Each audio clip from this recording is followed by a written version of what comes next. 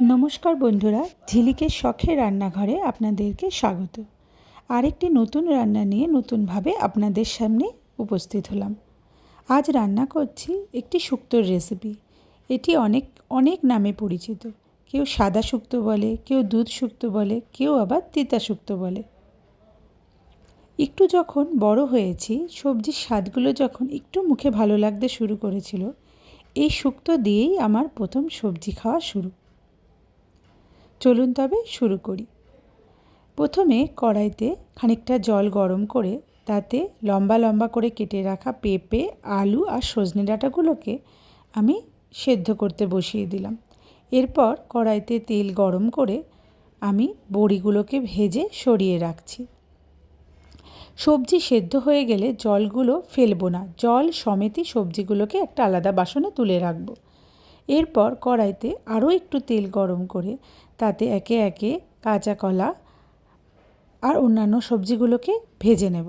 কাঁচা কলার মধ্যে আমি কিন্তু শুধু নুন দিয়েই ভেজেছি। ভাজা হয়ে গেলে তুলে রাখছি। এরপর ঝিঙেটা ভেজে রাখছি। এক্ষেত্রে আমি ঝিঙেতে লবণ বা হলুদ কিছুই দেইনি, কারণ ঝিঙে থেকে সবসময় একটা জল বেরোনোর টেন্ডেন্সি থাকে। আর এই উচ্ছেগুলোকেও আমি শুধুমাত্র লবণ দিয়ে ভেজে তুলে রাখছি। আর বেগুনগুলোকেও সেম একই পদ্ধতিতে শুধু লবণ দিয়ে ভেজে তুলে রাখতে হবে। আপনারা চাইলে এই সবজিগুলোকে সেদ্ধ না ভেজে একেবারে সরাসরি জলের মধ্যেও দিয়ে দিতে পারেন। এরপর একটি মশলা তৈরি করে নিচ্ছি। তার জন্য 2 চামচ চালমগজ আর 3 চামচ সাদা সর্ষে। কড়াইতে তেল গরম করে রাঁধুনি আর মেথি ফোড়ন দিয়ে তাতে আমি 2 চামচ আদা বাটা দিয়েছি। এই আদা বাটাটা একটু ভাজা ভাজা হয়ে গেলে মিক্সিতে করে রাখা সাদা সর্ষে আর চালমগজ বাটাটা আমি কড়াইতে দিয়ে ভালো করে কষিয়ে নিচ্ছি। তারপর সেদ্ধ করে রাখা ওই পেঁপে, আলু আর সজনে ডাঁটাগুলোকে জল সমেতই দিয়ে দিচ্ছি মশলার মধ্যে।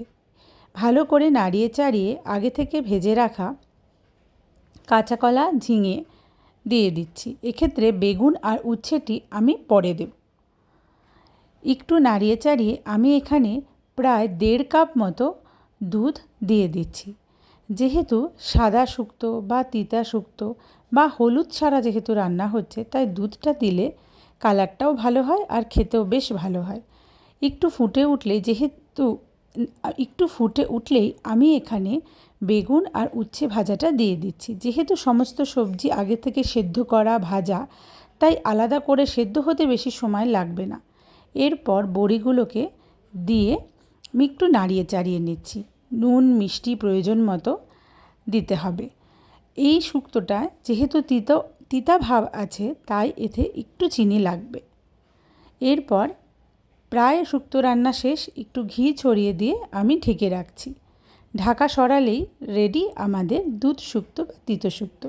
আপনারাও বাড়িতে বানাবেন আর কমেন্টে জানাবেন কেমন হয়েছে।